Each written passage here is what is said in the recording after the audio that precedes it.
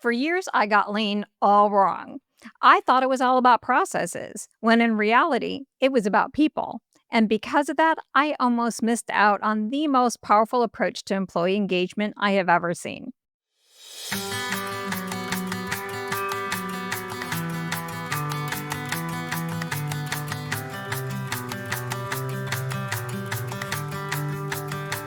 And welcome to the Consulting Matters podcast. This is the show for purpose driven consultants and coaches who are ready to own the power of what they do and position themselves for greater impact and income.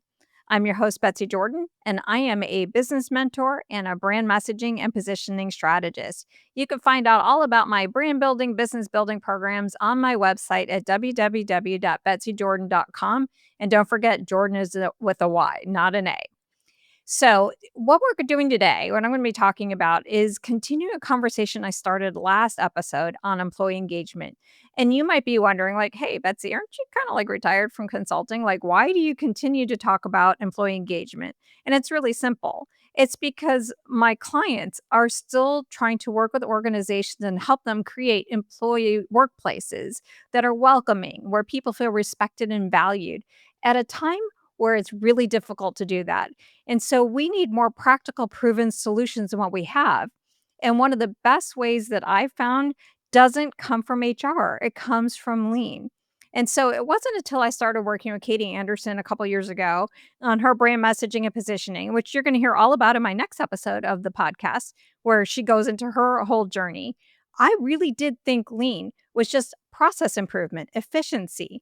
I had no idea about the deeper values about respect for people and empowering problem solving at all levels, and looking at waste or eliminating waste, not just as this cost cutting exercise, but more of a stewardship type of experience where you're trying to steward the organization's most precious resources. It's people, it's talent, it's time. Maybe it's because of the name or where it sits on the org chart, the jargon that people use to describe it. Lean's potential for driving this type of engagement maybe gets overlooked, or maybe I overlooked it. And the fact that it took me, with my background in OD, this long to get it drives me nuts. And that's why I'm so excited to bring Thomas West and Mark Ryan of Green Dot Consulting. These guys are a lot of fun, very passionate, and self proclaimed improvement nerds who help organizations not just eliminate bad processes, but escape the frustration of bad processes and wasted potential. So, in our very lively conversation, you're going to hear why lean and process improvement is the most overlooked secret to increasing employee engagement. What leaders of highly engaged workforces never do when faced with lots of employee complaints. And why fixing broken processes more than recognition or bumps in pay makes employees feel respected, appreciated, valued, and heard. So I am super excited to have on the show Tom West and Mark Ryan of Green Dot Consulting. So we met, like 6 months ago, or maybe longer, maybe a year ago. And I've been meaning to have you on the show long before I went into my podcast. And I was on your show and I became an improvement nerd after talking to you. So we're all wearing our shirts today. Um, but I really wanted to have you guys on the show to talk about a couple different things. I really want to talk about, just our shared values around people-centered leadership and why it's more important now more than ever. But I also want to get into the improvement nerdy kind of work and why it's so important, because it plays such a critical role, not just in organizational effectiveness, but also employee engagement. So I can't wait to get into the conversation with you. So without further ado, welcome to the show, Tom and Mark. Thanks for having us, Betsy. Yeah, we're very excited to be here. Also, thanks for being a guest on our episode. And although it was a year ago, it seems like it's really flown by. So can't wait to dive into this with you. And I love like all of this shared stuff we have in common. So you see all the Star Wars stuff, and I'm a Star Wars nerd. I wish I had like more of my Star Wars stuff. We're all Disney nerds and we're improvement nerds. And I think it's more like than just like loving improvement. It's about so much more. So I love, before we get into the conversation, if we could take a step back and if you could share a little bit more, just like in a nutshell, what Green Dot Consulting does. Who do you help and for whom and why? Mark, you want to get us kicked off and talk a little bit about our organization, our journey, and what we've been up to? I can, and then you could fill in the blanks for everything I missed. But yeah, the Green Dot Consulting Group was started by Tom, and we are in the improvement science space. So we do Lean Six Sigma training. We do design thinking sprints, workshops, and we also consult and partner up with organizations that will allow us to come in and be ourselves, be nerds, and work alongside of the frontline staff or leaders, and to help them show them a better way or a different way to think or approach their work and processes, and have fun doing it all. So that I think that's a big thing for us is we offer similar services to others, but we want to have fun and we want to engage the front lines. We want to engage the leadership. And I don't think there's anything magical about us, but the types of processes or the types of methods that are used, lean methodology specifically, engages people. So we hopefully the people we work with get energized by being introduced to lean, and we get energized by seeing them become energized. So it's kind of this symbiotic thing that just happens, a back and forth of developing great relationships with people, and that's really beyond the services that we offer as a consulting group, is developing the relationships, being there, and partnering with others. Awesome. Tom, what would you add? Just a little bit to add.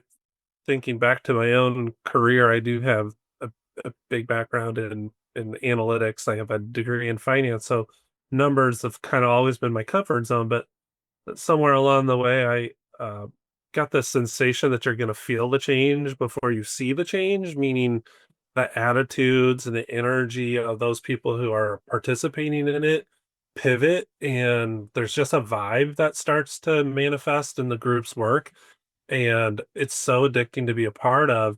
And for us, that's only possible through doing what they do and walk in their shoes and really work hand in hand with them in the processes that they're currently trying to improve, and try to uh, impart on them a little bit of what you know about problem solving, and let them impart on you a little bit they know about their work, their customer, and some of the goals they have for themselves personally and professionally.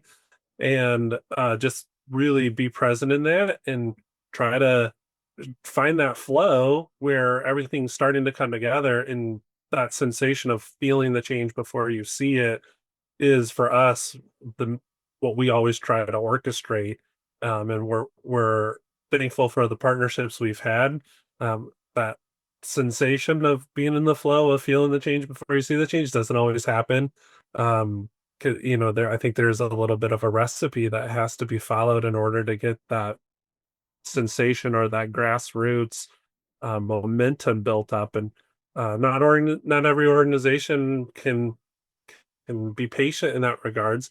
And I think for us, we really want to be cautious of going slow to go fast, right? If you don't take the people along and you don't get that flow and that vibe, you're kind of just going around telling people what to do, and that's not the business we want to be in. We really want to harvest their ideas and bring them to light, give them the encouragement and the confidence they need to trust their own ideas and to try them. And in the end, if as they try it, our goal is to be their cheerleaders and champions when it succeeds. But in the event that doesn't go the way they expected, we take more than our fair share of the blame. We're kind of like a safety net for them. There's so much that you said in here that's really fun, but what's really coming across to me is like passion.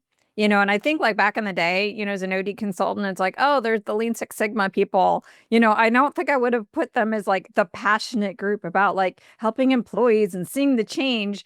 We'll get to into this more at the end around like strategic positioning and making sure that everybody's clear about what is the value of what these different types of consulting disciplines that we have and what we bring to the table, because there's a lot of misunderstandings about it.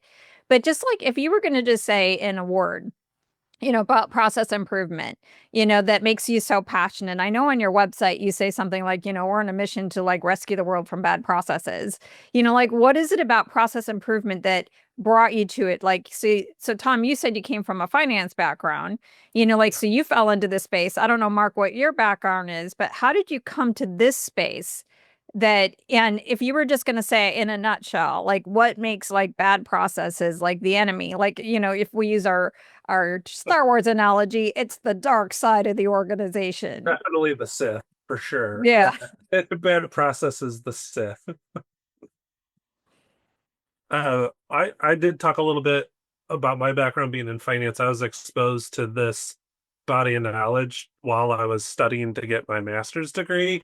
And to be honest, I don't know if it was the curriculum, the instructor, but the way it was taught to me was very engineering in nature, and I didn't initially love it. Excelled at it because of the statistics and my background with numbers, and I felt very confident that I can make sense of information included in these projects. But it wasn't until I got on a project and actually worked hand in hand with people and was able to see initially the impact that on them and their attitudes and their enjoy that started to rise to the top in their work, but then also the impact at the end of making that change and giving better service to those customers. At that point, that's when I became addicted. But I think some people, they surface level, they love it immediately, but other people want to see the evidence. And for me, and just initially in my studies, I'm like, I don't get this. And I think a lot of people read about improvement sciences and think they underestimate how challenging and exciting it can actually be. They're like, oh yeah, we were already doing that, or oh yeah, um, that sounds easy, but really, until you're in the thick of it, you can't appreciate how complex it is to navigate change and how present you have to be to do that successfully. So, Mark, I'll let you talk a little bit about how you came to this. To me, like my falling in love with it came with being ever present in the work and committed to figuring something out to serve other people. The worker can leave them with a better process, and the customer serve them and leave them with a better result. So it's almost like your finance mind really saw like this is the way to get those business results. Like if we're really trying to get, as a finance person, you're looking at like, okay, what's the customer behavior? What's the sales look like? What's the revenue cost, saving costs and all of that. It just seems like the linkage became clear, like, oh, this is how we make that happen in a very quick, tangible way. It became, yes, I think you're exactly right. That's when I fell in love with it, is like it became the input to the output of Hmm.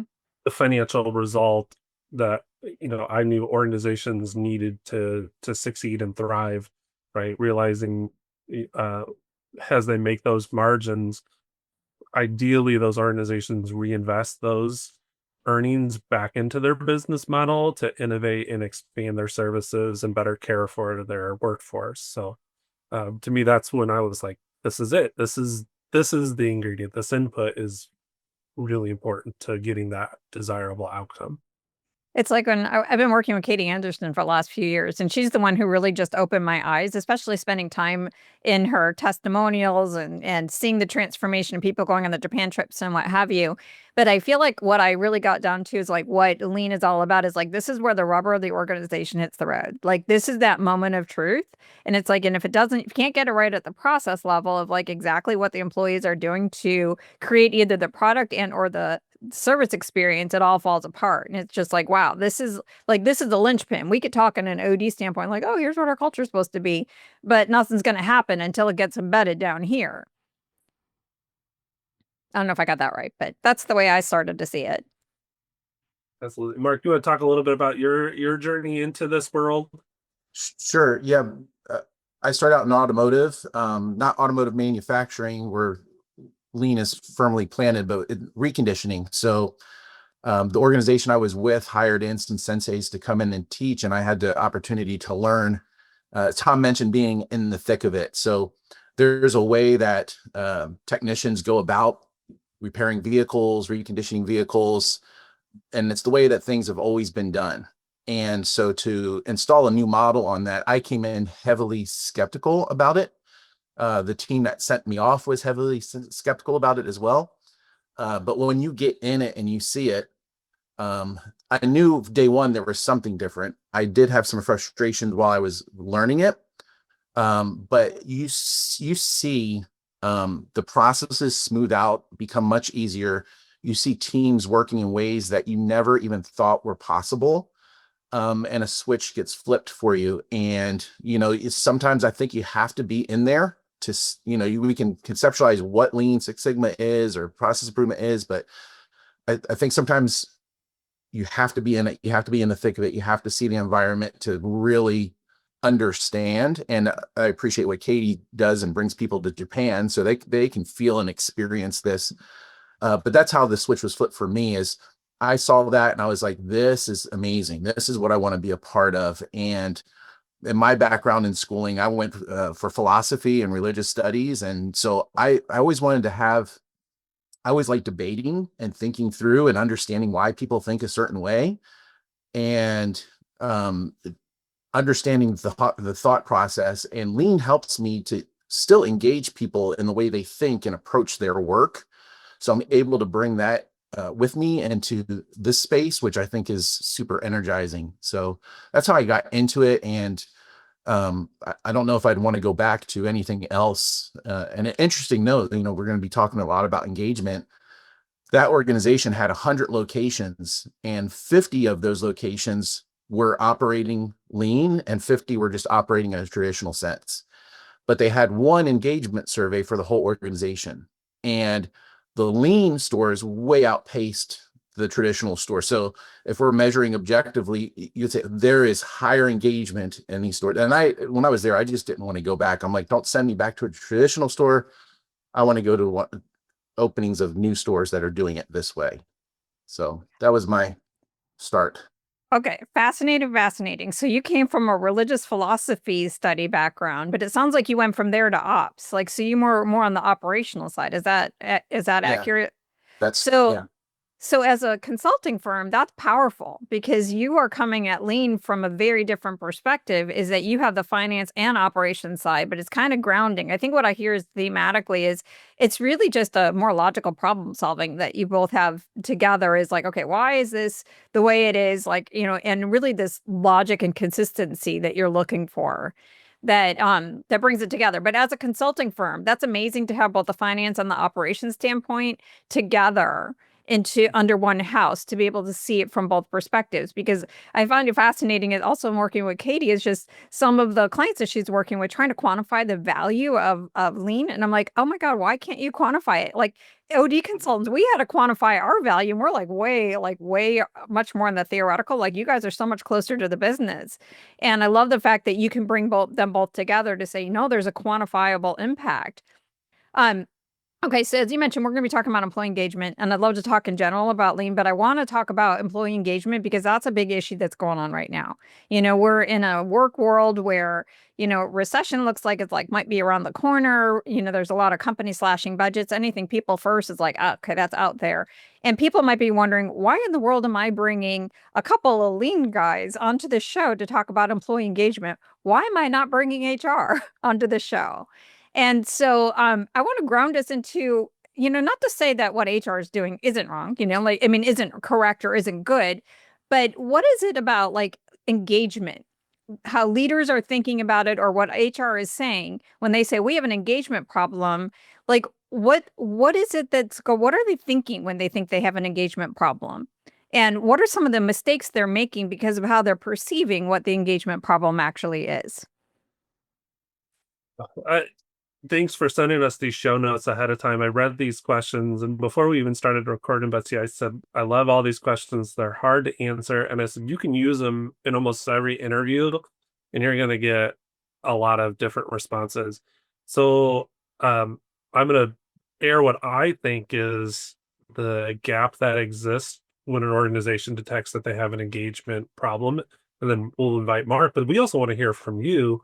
So we're going to put our 2 cents into this, and we want to hear your third sense. Is okay. So for me, I think when they detect there's a gap in employee engagement, I automatically perceive there is human potential left on the table. There's passion, skills, innovation ideas that exist in these people's heads that don't have an avenue to be heard, to be tried and tested and carried out to start that flywheel of momentum that's necessary to get the momentum going towards a different place. They You're want saying to that be the leaders are seeing that, or you're saying that that's what you think? Like the leaders are saying, "Oh my gosh, I see all these untapped potential in my employees." No, I don't think leaders see it that way. What do That's you how I see it. What do I think Okay, they see? what do you think the leaders are seeing it? Like what is it that you think the leaders are saying? Like what are they observing that they're saying, "Oh my gosh, we have an employee engagement problem. We need to do something about it." What are they observing? Outside of maybe they got a crappy employee engagement score if they had an employee engagement survey, but what are they observing? They're probably experiencing the phenomenon of uh, working excessively and harder when it should be simpler, and it's because of um, people's, I wouldn't say complaining, but it is their bad attitudes cause them to maybe have absenteeism or interpersonal conflict with their peers or with even the leader. In managing that turmoil, they start to realize more and more and more of their day as a leader is being spent not managing the work and the standard and the achievement of the goal. They more manage the workers and the conflict that's occurring there. And I think so for the leader, I believe that's what they start to sense when employee engagement starts to trend unfavorably. And so when they think of it in terms of like, I'm hearing a lot of complaints, then it seems like the fix is, well, how do I get the complaints to go away?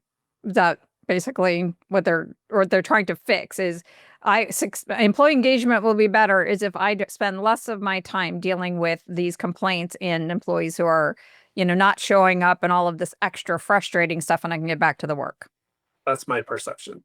How about you, Mark? Do you see it the Yeah, same way? yeah, I see it the same way. I think the less engaged the workforce is, the less productive they'll be. So you'll see a diminishing in productivity with staff.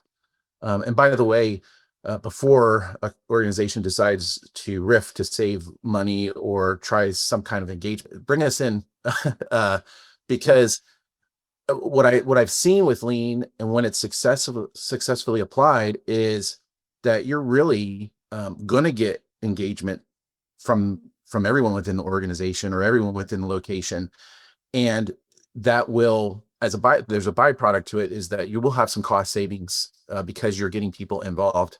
um, I don't know that I've seen too many programs out there. Generally when leaders see, hey, it seems like people are less productive, there's interpersonal conflict, they may think to bring in more training. So you have people come in and they'll just do a spot training on something, and we've done the training, but we don't understand why the behavior is not shifting. So I think Tom and I think that there's a little bit more to it, and rolling up our sleeves and getting with the folks on the front line and bringing out the employee creativity, which is one of the 8 wastes within lean, is unused employee creativity. So we're constantly looking for that. Who has ideas that aren't being used, and how can we start to test those ideas in a way that's controlled? So yeah, I think it's less productivity. You'll see that morale dip. And I think the answer, and I might have jumped ahead too quickly, is I think lean is one of the best, or getting people involved in process improvement is one of the best employee engagement efforts that is out there.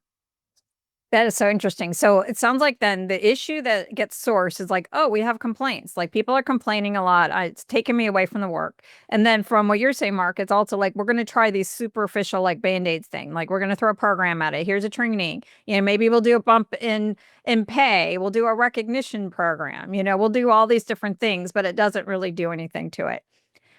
Is that what you're? So that's kind of like the current state of how we think about engagement. But Yeah, and some of those interventions can actually cost more. Yeah.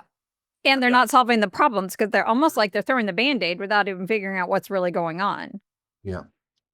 Yeah, I believe it is a vicious cycle. I can tell we're on to something we're all very excited about here, because the risk now of having many of us on together is we might talk over each other. But uh, You I know? I do think there is this there's a book, it's called No Ego, and I forget the author's name, but in it they quantify the amount of organizational bandwidth that's consumed by poor morale. And just think of a scenario in which something's happened in your life that whether it was a hailstorm came suddenly and you didn't get your car in the garage in time, and it dinged up your hood, and you spend all that time and energy complaining about the the consequence instead of proactively seeking the right path to solve it, right? You text your friends and you spend all this energy consuming your time and their time talking about the hailstorm, and that's postponing the resolution of what the hailstorm did to your car, which is get it estimated, reported to your insurance company, and then a body shop to be repaired.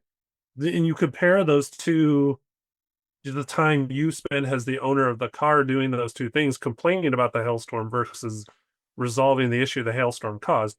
Most times, depending on your personality, you could find yourself in a black hole.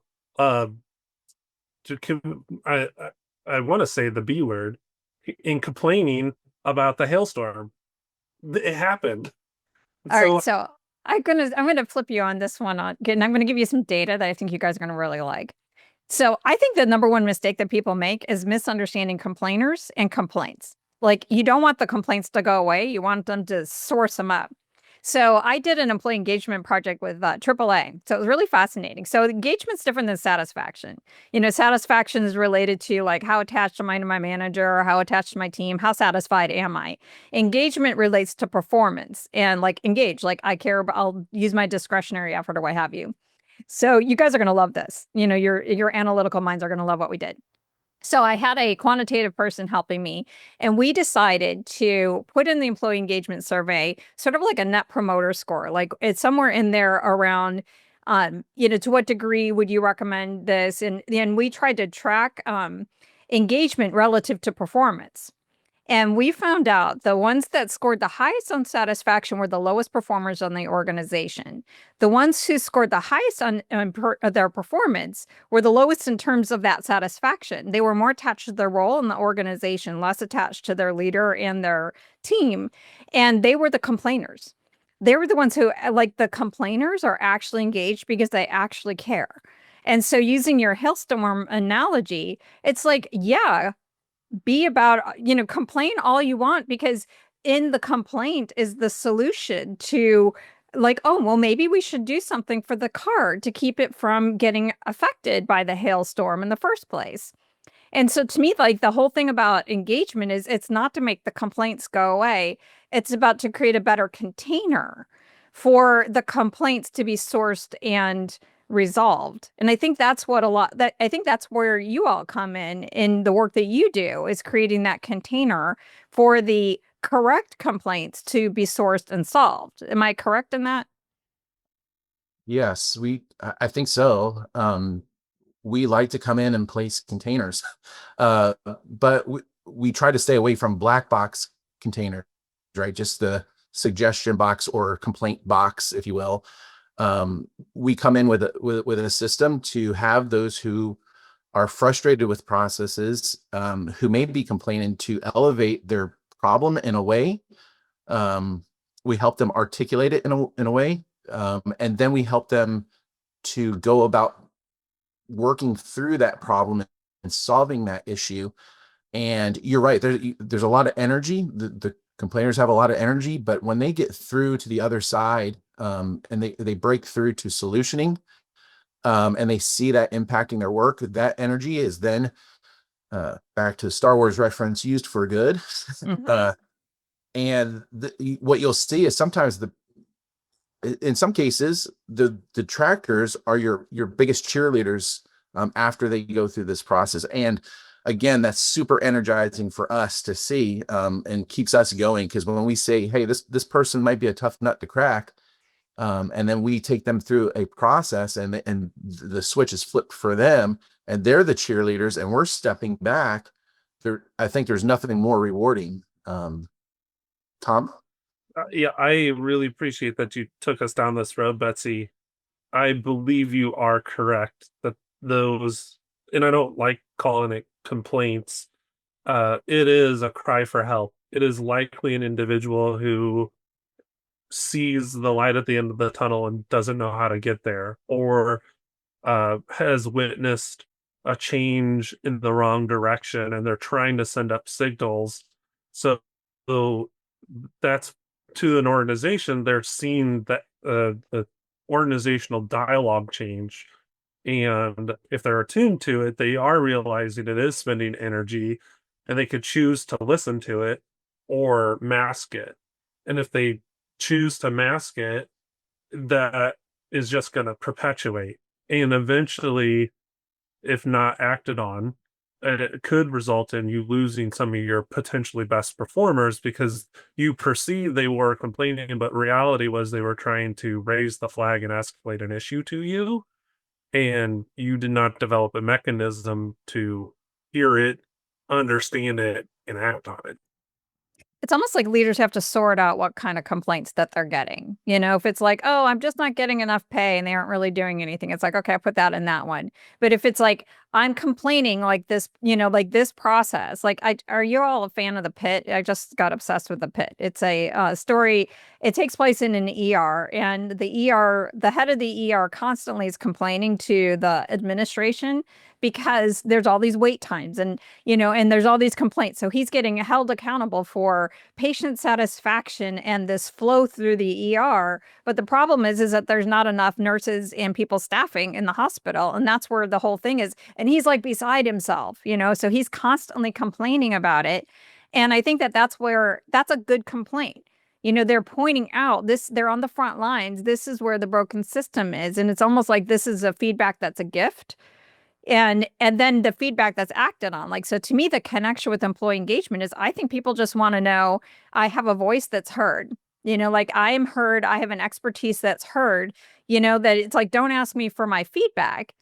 Don't give me this stupid survey that you're just going to post and then not do any action planning on it. And if I'm bringing up something that will definitely benefit the organization, don't shut me down, because if you shut me down, I'm going to stop giving you my ideas, and I'm going to start making my exit strategy where I actually can make a difference, because I think people fundamentally want to make a difference in their work. Comments, thoughts, feedback. Yeah, agree with that. And we want those suggestions, and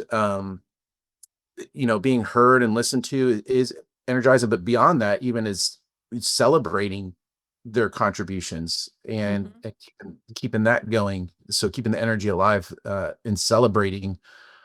And even if the suggestion doesn't work out, like, what can we do? What is the issue that is bugging us here, and what can we do?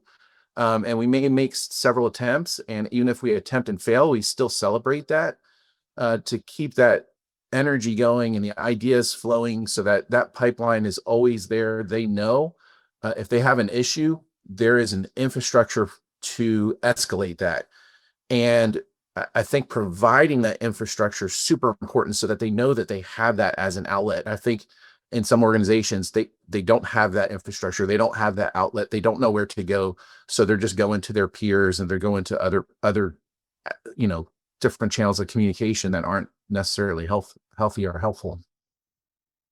I I want to add on to that. This is like a conversation of yes and. I don't think anything we're saying among this group we're like, no, that's totally wrong. I feel like every time someone offers something, we're like, yes, and this. So I think the language they person uses when they talk about the opportunity they're seeing. So when they detect a gap that exists, they don't always have the words to describe the opportunity, and because of that it comes across as a complaint. So I think one of the very first steps necessary in deploying lean is, for us, we kind of think of them in like three maturity models, and we've been talking about systems and structures, and yes, you absolutely have to install those too.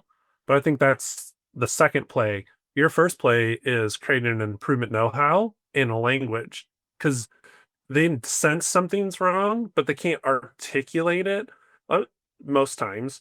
Mhm. Sometimes people don't even sense something's wrong. Like the issue is wallpaper to them, and they are none the wiser that they're working harder and not smarter, and that they are, you know, at the cusp of a breakthrough.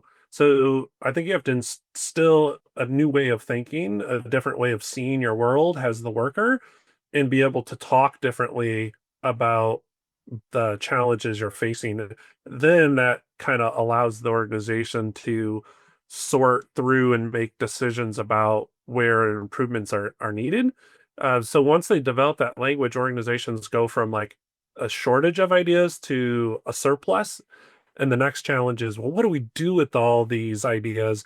And we can't act on all of them. We don't have enough resources. And if we did, we would probably have law of diminishing returns. We would try to do too many changes at once, and none of them would be seen all the way through. So that's where they then need the systems and structures to organize improvement initiatives around the opportunities that have come from the front line. And then over time, those mechanisms will allow them to start to quantify the impact they're making, and they're going to start to realize the strategic opportunity that exists through the improvement know-how and the improvement systems. And now they can move to innovation and strategic improvement. So it's like air traffic control is needed, somehow to have like purview over all of these different things, which kind of goes to what I have been wondering about ever since I become obsessed and become an improvement nerd and obsessed with lean and continuous improvement because of my lack of understanding, is that I have a vision now like HR, OD, L&D, and lean need to be like a team, like an internal team of, organizational improvement of some kind, and work together on this, like where HR shouldn't be doing engagement separate. Like we have to work together.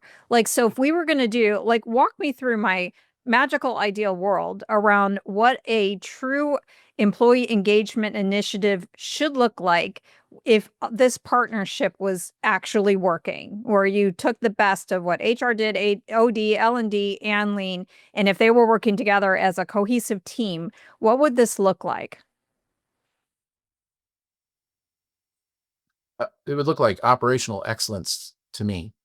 Um, I agree. I think that sometimes, we have all these business units and there's parallel initiatives going on and we're not getting lift because everybody's working towards the same goal, but through different avenues. Um, what it would look like, and I'm biased, is implementing lean and a lean system will solve a lot of your HR issues that aren't just interpersonal things. So it will help with engagement. It will help you connect your tactics to strategy. So it will help push forward initiatives. So even beyond HR into operations, like it is for me, I think it's the one pill that kind of solves all those issues. And I would umbrella that in operational excellence. And I've tried in previous organizations to bridge the gap between the functional areas and reach out and work and be the best partner that I can be with the other business units. And I think the more that they see what it is that we're trying to do, Betsy, like you said, the more you learned about it, the more you realize we're all on the same page. So I think giving exposure to those other areas and other leaders can help an organization go further faster, Yeah. uh, and all row in the same direction if they really commit. It's a big commitment to do, but if you do that, I think you will operate excellently. It's almost like everybody needs to be like a little mini sub team within the organization. At least we're on the same page. And let's say HR took the lead in getting the survey out and getting the big picture. It seems like right as soon as there's the feedback and action planning, because there's like once you have like, okay, here's what the data says, but you really need to go the data beneath the data. Then you bring in all of your lean continuous improvement teams to source all of that. And then when there is a learning opportunity, then you bring in L&D to take the lead on, what that looks like. And then you bring in OD at that particular point in time. But really bringing in the group to say, we together are all interested in the same thing. Like that, I found it fascinating and just getting to know your field. Like people-centered leadership is a mantra, is a big part of what you all do. People-centered learning cultures, but L&D would talk about human-centric human-centric learning, and HR is talking about people-centered organizations. Like we're all saying the same thing. We all just need to get out of our silos and work together. And I think that that's where we need to talk a little bit more about, for the internal, let's talk first for the internal consultants, then we can talk about the external. For the internal consultants, I think that there has to be a stop for the fight on who's the, a strategic partner to the business. Like you're all strategic partners to the business, like let's not compete, let's collaborate because not one of these disciplines need to be elevated. We just need to partner. Um, like to me, that's the rallying cry from an internal consultant standpoint. But then we need to talk about the external consultants. And like, what would you add, change, and delete to what I said? I agree that they're all in the nature of what they're trying to achieve very much so aligned, and I do agree that they have not historically worked very well together. And I think what you're proposing is a center of excellence of Mm, these problem solvers from different aspects of the organization, whether it's people, process, or technology. Those systems tend to be the root cause of why someone who wants to be engaged in the work is meeting an obstacle, right? It's either they don't have the right leadership or they don't have the right skills themselves. So there's a gap there. It's the process is maybe not effectively designed with lean in mind or the customer's expectations, and the process does not allow them to deliver the result that they want to be giving to their customer, or it's technology that is absence in it. So, you have the PMO IT teams, you have L&D, OD working on the people process, and then you have the PI team working on the process issues. So they're splintered. And I think what you're proposing is if they could work as a cohesive unit to collaborate and optimize those three things for the people who are doing the work, they're more likely to experience higher levels of success. So internally, what I would call it, I think Mark said it's OpEx. Yeah, that's in the end, your organization is having more good days than they are bad days. We're not going to say like perfection exists, but right now in the environment where people are not engaged, that equation, so put in the up in the top of your fraction here, the numerator, um bad days, and in the denominator good days, right? So yeah. if that is over one right now, there's a lot more bad days happening in the person's work life than there ought to be. And you want to see that equation flip over time and then feel different about their work, more confident that things are changing in a favorable way.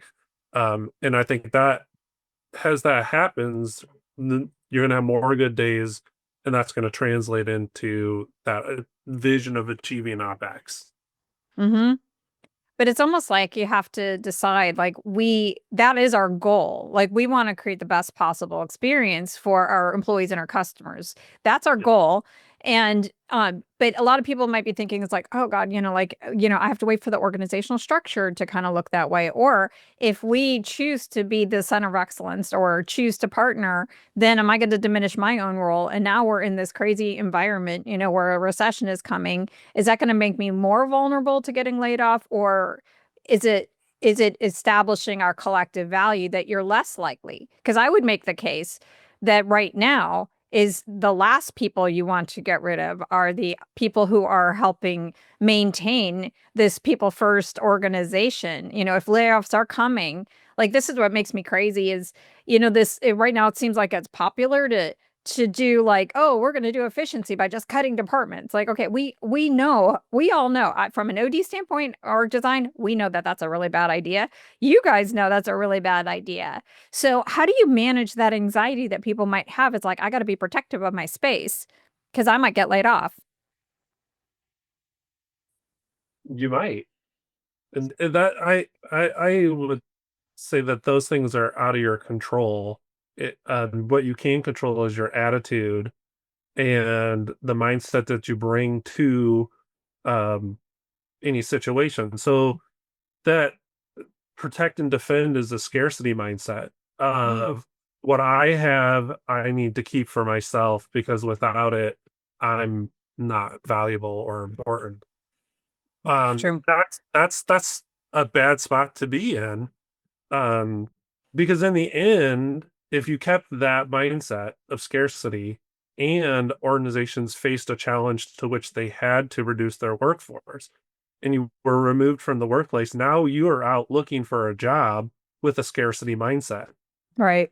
As if you had an abundant mindset of, I believe what I have is a gift and the best I can do with it is to pour it into something meaningful. If you do that and you are removed from your organization, you should hold your head extremely high that in a sense you gave of yourself and worked yourself out of a job. But Mhm. you leave that job with a different mindset that is going to position you to be successful in your next endeavor. Snaps too. That was so good. Yeah. I just want a clip just of that. That was so good. Okay, Mark, I dare you to go after that one. That was No, brilliant. I don't. I think that's like a teaser clip. That's so Yeah. really good. I love that. And I love that that's really at the end of the day. I think that that is the mindset that we consultants and coaches need to have, especially as external consultants and coaches who are going to be like, oh my God, there's going to be less work. And clients aren't maybe taking the people first agenda and putting it into the forefront right now. They might be thinking like, well, that's not practical. So how do we translate that abundant mindset that is like, I got something important, I got something to pour into this organization? How does that translate into how you might pitch or sell that? Yes, we need to still we now more than ever we need to focus on employee engagement, not less, but now more than ever. What are some of the language your abundance mindset might translate to? Yeah, I think it goes back to what we talked about earlier when we say people that are less engaged or less productive, you know, becoming more engaged, you get more productive or more productivity, which is what organizations are looking for. So the value that we can add is helping to show people how to do that, helping people to be more um, having better days than not, being more engaged in their work, producing higher quality results, producing more. I think that's still attractive to any organization, right? So there may be some that just go straight to, well, we need to do a reduction in force. I think it's our belief is you just invest in the people, you're gonna eliminate the waste within the system, not the people within the system. When you do Oh, that, you will yield the results that you want. So okay. that's why you I'm should. gonna I'm gonna have you say that again because I interrupted and I had a reaction because I want that to be a clip. Eliminate the waste in the system and not the people in the system. Yes. Go ahead, say it again, Mark. So what we're looking to do is eliminate the waste within the system, not the people within the system. So the more we can squeeze out waste, the more profitability you're going to have ultimately, the more success in your measurements you're going to have ultimately, the more quality you're going to yield ultimately by doing that. And that's what we come in and do. We partner with people to identify the waste and help squeeze that out. Because that's what you don't want within your business or your organization. It's not really the people, it's the waste that you don't want. And it goes back to what Tom was talking about, creating the language. We start by putting on waste goggles, understanding what the wastes are, building language around the wastes, and leveraging your workforce to be able to identify and eliminate, and not really having Tom and I come in there and identify and eliminate something for you. it's teaching them to do that. So your people are your asset within the business, and waste is the enemy. So Oh, that's good. The Yeah. economy's not the enemy. The waste is the enemy. yeah. I sorry, go ahead. This is juicy, isn't it, Betsy? Like we should be doing stuff like this in person, because I foresee high fives and fist bumps and like Yes. if we We work could do it. together. Yeah. Oh, you had been talking about being a people-centric organization. The reality of people is a large percent of their lives are spent at work, but they also are people outside of work. So Mhm. yes, being people-centric, selfishly as organizations see that if they can be people-centric and invest into them and pour into them, their business is going to be better.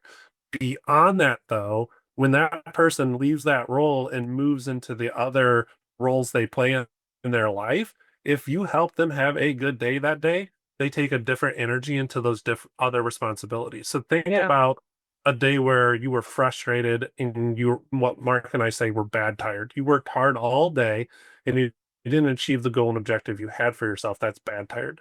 Good tired is you put in the same amount of effort, but at the end of the day you saw that you inched forward closer to your goal, and that's good tired. So if we can send people home good tired, one, during the day the work they did added more value to your business, but they leave work with a different energy than they would have if you had bad tired. And now they go into those other very important roles and responsibilities, whether they're a volunteer in their local community, a spouse, or head of household, or at the dinner table. If they had a bad day, they're not checked into those. They're just going to go through the motions and those other things because you burned them out. Whereas if they had a good day, they're going to lean you. They're going to have a different energy at the dinner table and be able to do role modeling to the family and the community around them, that what they do for work is something they love and enjoy. And then people are going to say, well, where do you work?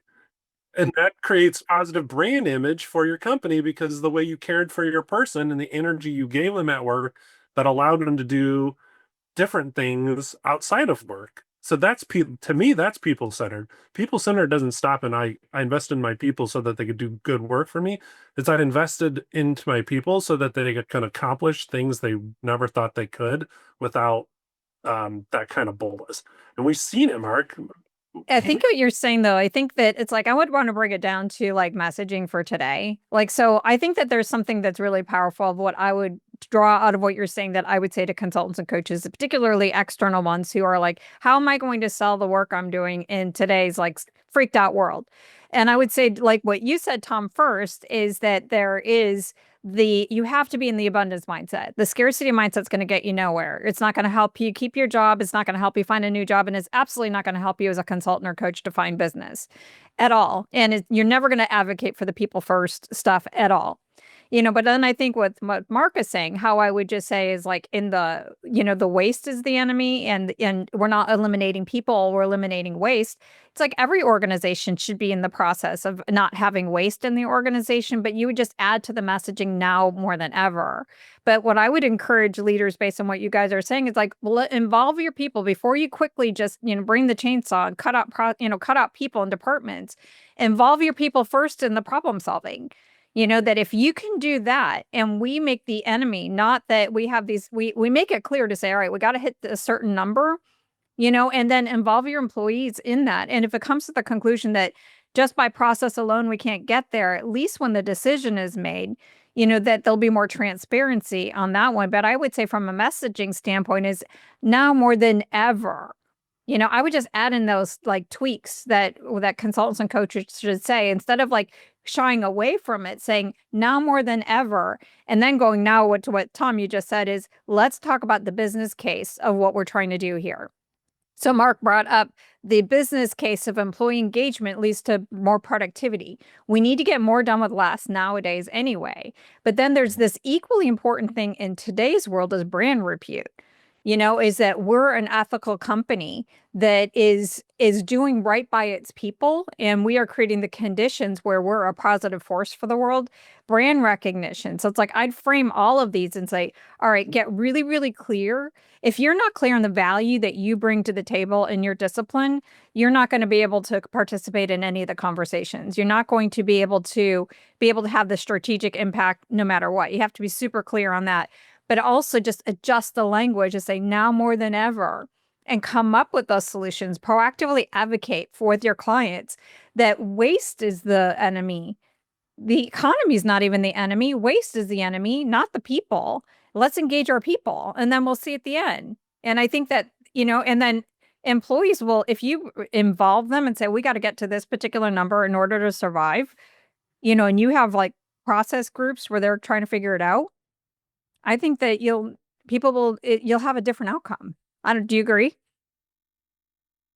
Yeah. Yeah. Yeah, we've seen that. We've seen that in the past. We've seen it work, so that's why we're believers in it.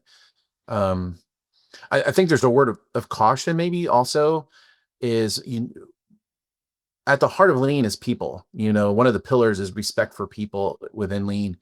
And what I guess the word of caution would be is not just installing artifacts or things that we associate with lean to make it look like we're doing lean, but really keeping people at the center of what we're doing is Yeah. what is lean. And the more that we develop and bring them along, the other stuff is important, but not as important as really changing the minds and the hearts of those in the work. So you could put down all the tape you want on floors and that type of stuff, but if you don't change the heart and mind of the people doing the work, then you're not going to yield the results that you want. So keeping that people center focus is truly important. That's awesome. I agree. I think that mindset, if we were back to employee engagement surveys and the voice, the things being spoken on that, whether it's a quantitative Likert scale rating or a comment, so qualitative data, the tone is despair. And what Mark's saying is out of respect for people and equipping them with problem solving capabilities, which now is being called psychological safety. It's the uh, security you have in your role to offer your ideas, good or bad, and not feel or fear for negative consequences. Speaking up when you don't feel safe or don't feel that your processes are working. And now your organizational tone, the talk track, goes from despair to repair. You start to work together to leave it better than you found it. And that is, to me, that's engagement. Is you Disengagement is just a voice, a talk style within your organization that has a bit of despair in it. Engagement it's about repair. What can we do with our collective thinking powers, our creativity, our unique skills and abilities to work cohesively as a unit to do something none of us could have done alone? Mm. That's good. You guys almost like stole my question. I always have my wrap up question at the end of a podcast, and I feel like you might have answered it, but I'll ask it anyway. We talked about a lot of different things. Is there anything else you want to tell me about employee engagement, process improvement? And I'm not asking you the right question. Is there anything? Seems like you kind of did your own wrap up, but is there anything else that you would add?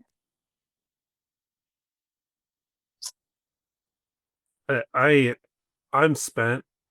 I know. I had so much fun.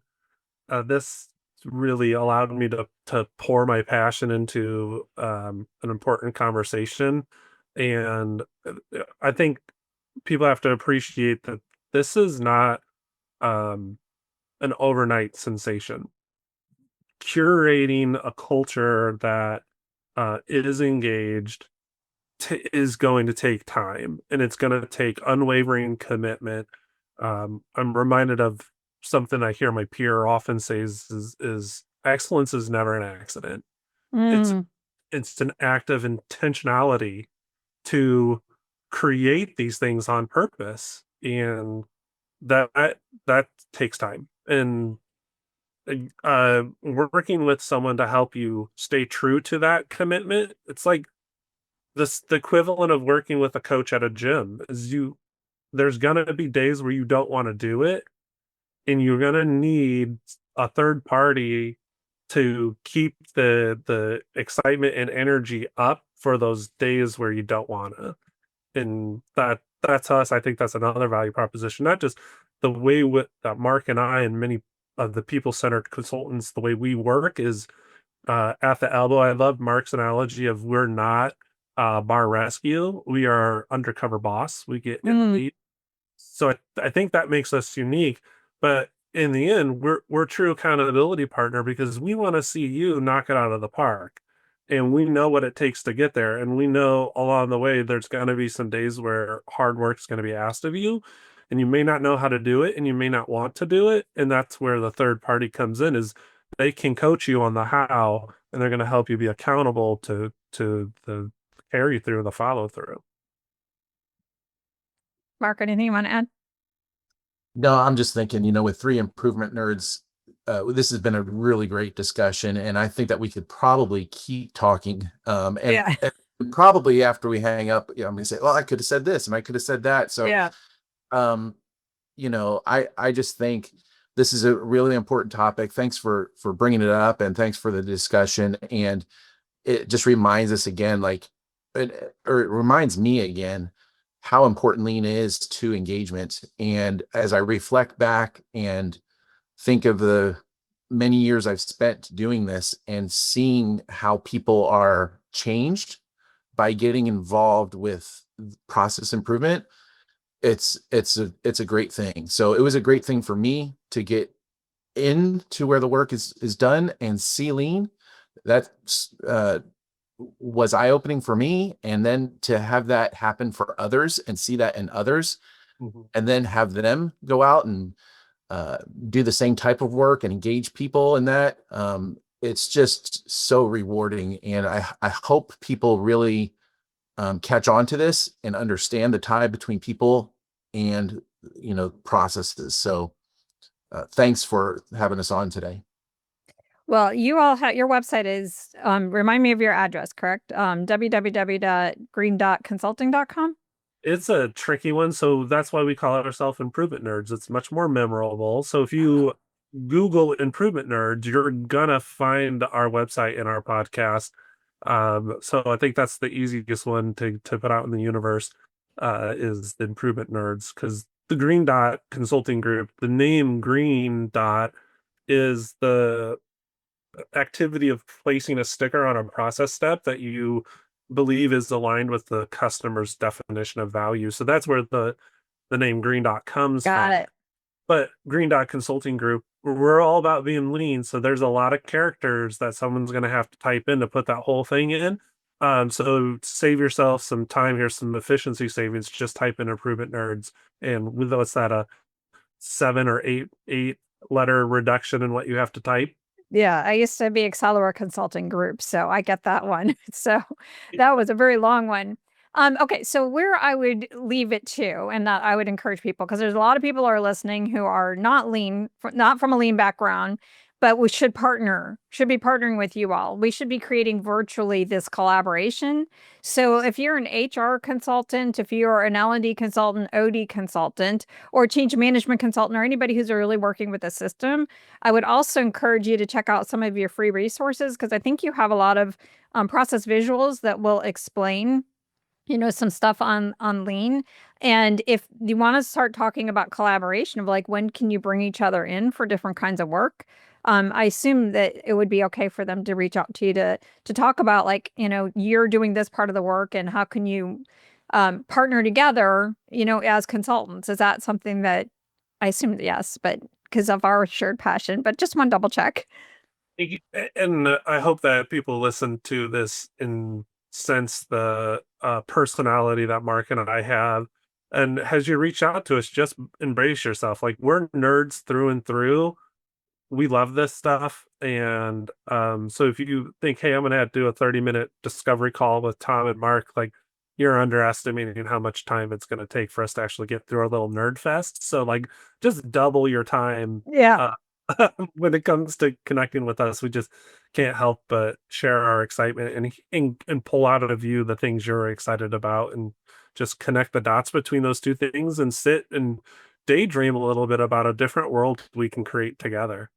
So I never understand when people do like 15-minute intro calls. I'm like, what do you do in 15 minutes? Like, you got to get to know each other. You got to get into each other's passions. Like, I don't know how many pre-conversations we all had, and we could continue having it. And we'll probably have some stuff because I think we're all going to go to Disney at some point. We'll have all kinds of content created. But this has been so great. And I highly recommend anybody who's just like really wants, for all you other OD consultants like I was, I highly, highly, highly recommend you get closer to the heart of this very unique field. I'm super passionate about lean and continuous improvement people, especially around their branding and positioning, because it drives me crazy that I didn't understand, this particular value that you all are bringing to the table. Like, if I only knew then what I know now, I can only imagine the impact I could have had in organizations. So, definitely reach out to them if you are not knowledgeable, like I was not until I started working with Katie Anderson. Absolutely do that. I also will leave the challenge for anybody who's a lean and continuous improvement professional, that this might be your opportunity to work on some of your messaging, because lean, like the word lean doesn't really convey all of this kind of stuff. So I would highly recommend that you work on the value proposition, where actually all of us should get better on working on our value proposition that's free from jargon.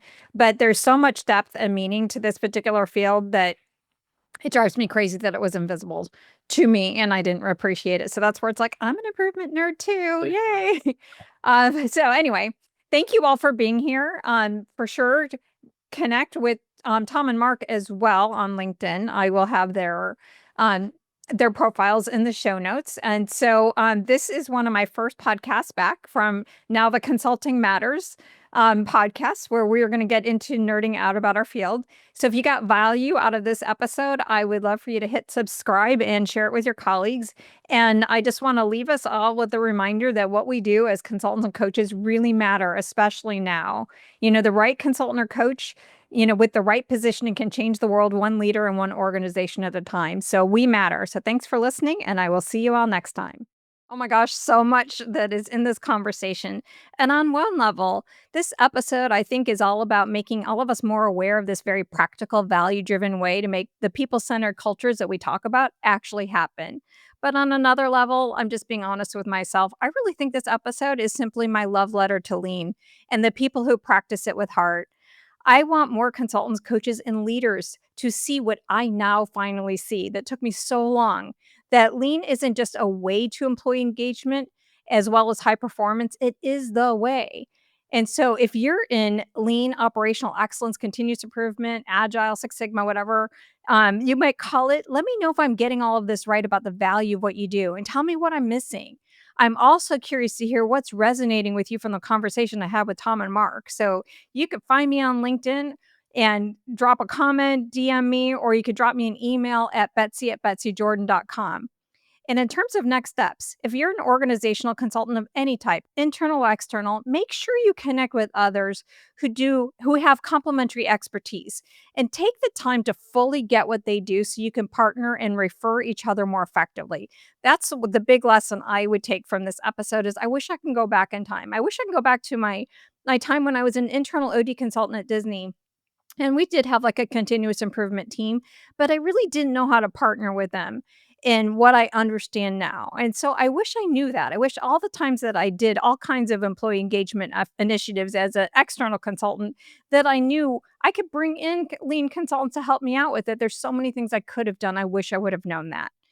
As it relates to lean people, I'm going to just, since this subject is about you, and not to say you do this more than all of the rest of us do, we all do it. I would encourage you to pay attention to how much jargon you use, particularly on your website and when you're describing what you do. So let's just take the website, for example, or looking at your LinkedIn profile. If the leader that you want to work with landed on either one of those things, would they say that you're using words that resonate with the words that they use, or is it more lingo? And if you're using more lingo, how can you flip it a little bit more? How can you get out of your head and into your heads of your ideal clients and use the words that resonate with them? I think that if there's like a shift, that would make the biggest impact for all of us, not just lean, because we all do the jargon, is we need to get rid of all the jargon and start using the language that our clients are using. And if you're in a place where it's like, I'm just trying to figure out, like, where do I fit in and stand out? Like, okay, there's a million lean consultants out there who do what I do. How do I stand out? Or how do I take my practice and make it stand out compared to all the other consultants and coaches out there? And it's just hard to see all of this stuff on your own. That's where I can help you. The thing is, even though I didn't get lean right away, I do get organization development type of work, organizational improvement. I do get the clients that you want to attract, and I can help you find those words that resonate with them. So again, head on over to my website. You can learn all about my services at www.betsejordan.com/services, or just hit that big pink button at the top and request a discovery meeting, and we could talk about what it looks like to partner together. So that is it for today's episode. If you are a lean practitioner and want to be inspired, completely inspired by the ROI of elevating your strategic positioning and messaging, you will not want to miss my next episode with Katie Anderson. She tells you all about her journey. So please be sure to hit subscribe wherever you're listening right now or wherever you're tuning in. And until next time, thanks for listening and have a great day.